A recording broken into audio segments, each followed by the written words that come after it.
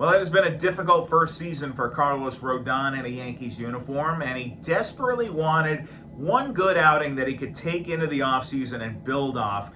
Suffice it to say, he did not get that here tonight in Kansas City. One of the worst outings you will ever see from a major league pitcher. I've been covering this team since 2007, and I don't think I've ever seen anything like it.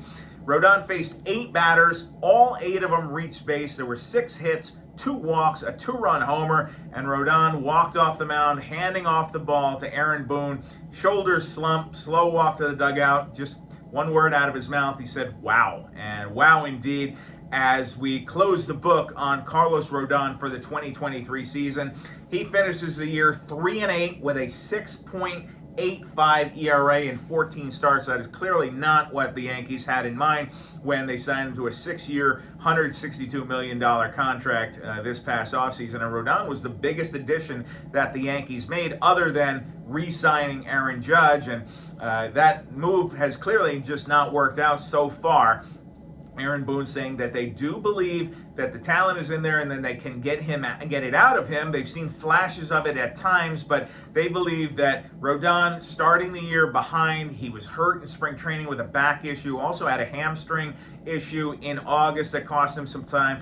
He just wasn't on the mound enough, and when he was there, the results were just too inconsistent. But this one is a real head-scratcher of an outing. The Royals seemed to be on everything he threw. The velocity was down a couple ticks. The location was poor. And Rodón just came out of this saying it was terrible. One bit of intrigue here, though, is earlier in the inning, Matt Blake, the pitching coach, came out to the mound, and Rodón turned his back on Blake. And that is Boone said after this one that we would have liked to have seen better mound presence from Rodón, and Rodón did say that, hey, that's my bad. He apologized for that, and he said he would talk more about that behind closed doors. And actually, as the clubhouse was emptying down there, the door to Aaron Boone's office remained closed. Rodón believed to be inside there, and possibly Matt Blake as well, kind of hashing out everything that had gone wrong here in this one. But Rodón said before that meeting, said that talking about his season here in Pinstripes, there were a few decent outings sprinkled in here and there, but mostly it was pretty bad. And so if you want to look for reasons why the New York Yankees are going home after game 162, that's a pretty big one. I don't want to put everything on Rodón. There were certainly a lot of problems there, but that is one move that did not work out this year. And now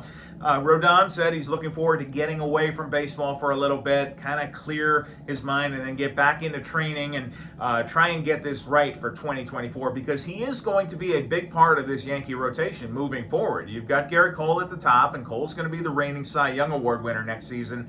And then I think Rodon's probably your number 2. I mean, maybe they do go get Yamamoto, but there's a lot of other question marks in there. I think Michael King has earned an opportunity to be in this rotation. Nestor Cortez is question mark coming off of injury. We don't know exactly what they're going to get from Nestor. Are you going to get 2022 Nasty Nestor, or is it going to be another one kind of like this year? And then Clark Schmidt, who did a nice job at times this year, but he's been a little up and down, especially in the second half, ERA climbing up. So I think that if you can count on Rodón to be the Rodón you thought you were signing, that really does set you up for success. That's what the Yankees need.